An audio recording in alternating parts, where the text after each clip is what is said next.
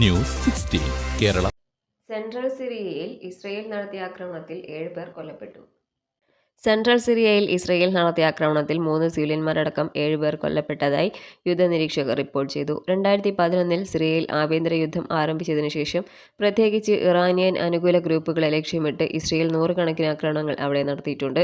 മസ്യാഫ് മേഖലയിൽ ഇസ്രയേൽ നടത്തിയ ആക്രമണത്തിൽ മരിച്ചവരുടെ എണ്ണം 7 ആണ്. അതായത് കാറിലുണ്ടായിരുന്ന ഒരാളും മകനും ഉൾപ്പെടെ 3 സിവിലിയന്മാരും 4 അജ്ഞാത സൈനികരും, ബ്രിട്ടൻ ആസ്ഥാനമായുള്ള Syrian observatory for human rights പറഞ്ഞു. ആക്രമണത്തിൽ 15 പേർക്ക് പരിക്കേൽക്കുകയും പ്രദേശത്തെ സൈനിക സൗകര്യങ്ങൾ നശിപ്പിക്കുകയും ചെയ്തതായി ഒബ്സർവേറ്ററി അറിയിച്ചു.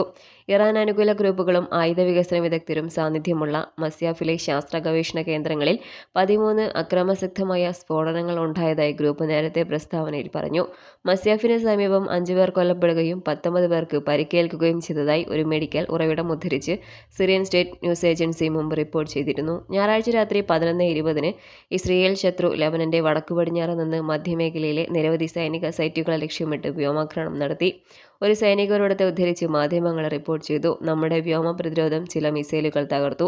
ഗസയിലെ യുദ്ധത്തിന് തുടക്കമിട്ട ഒക്ടോബർ 7 ഇസ്രയേലിനെതിരായ ഹമാസ് ആക്രമണത്തിനു ശേഷം സിറിയയിൽ ഇസ്രയേൽ വ്യോമാക്രമണം ശക്തമാക്കിയിട്ടുണ്ട്. സിറിയയിലെ വ്യക്തിഗത ആക്രമണങ്ങളെക്കുറിച്ച് ഇസ്രയേൽ അധികാരികൾ വളരെ അപൂർവമായി മാത്രമേ അഭിപ്രായപ്പെടാറുള്ളൂ.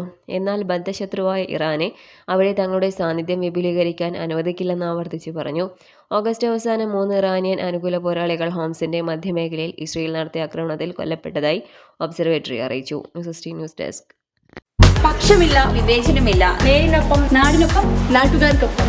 News 16 Kerala channel.